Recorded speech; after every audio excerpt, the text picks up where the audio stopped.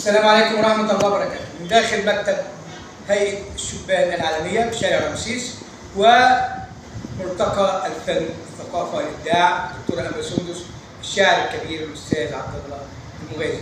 لقاءنا النهارده مع الشاعر الجميل الأستاذ أحمد. تعرف بحضرتك؟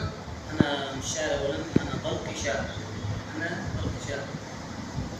أنا أحمد نواري، أصول من جنة من أوارة. أهلا وسهلا. مقيم هنا في القاهرة في القليوبية. وإحنا جيرانك من سوهاج. نعم. من شاي ولد. ودع. أهلا وسهلا. يعني الصعايدة يعني أطيب ناس في مصر، الصعايدة يعني عظماء في أعمالهم وعظماء في كلامهم وعظماء في أفعالهم كمان. دي أهل الصعيد وأهل اسكندرية عشان ما تزعليش مننا. طيب حضرتك ممكن نسمع حاجة طيب؟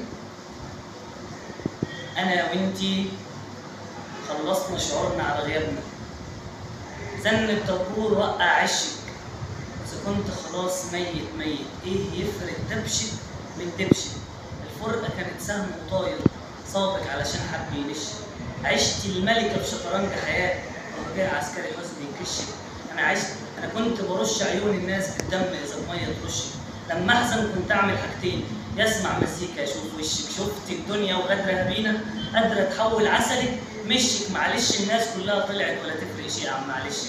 قلتلك الحزن ولد شاطر لو شافك مكسب هيقشك، أنا كنت لو شافك مكسب هيقشك، دبانة يا فرقة يا لزقالي ولا حتى سلاح نووي يهشك. أنا عدت الجملة 200 مرة بس أنت غريبة ونساية، الوزن الزايد من السمنة دي دموع وبكيتها جوايا، مركبنا لا عطلت ولا سايرة، قهوتنا لا غليت ولا فايرة، دخلنا أنا وأنت خلاص دايرة.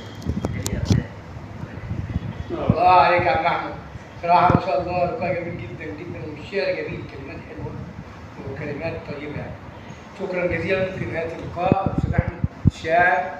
كان معكم الدكتور مجدي الناظر جريد جواز علي مصر وراديو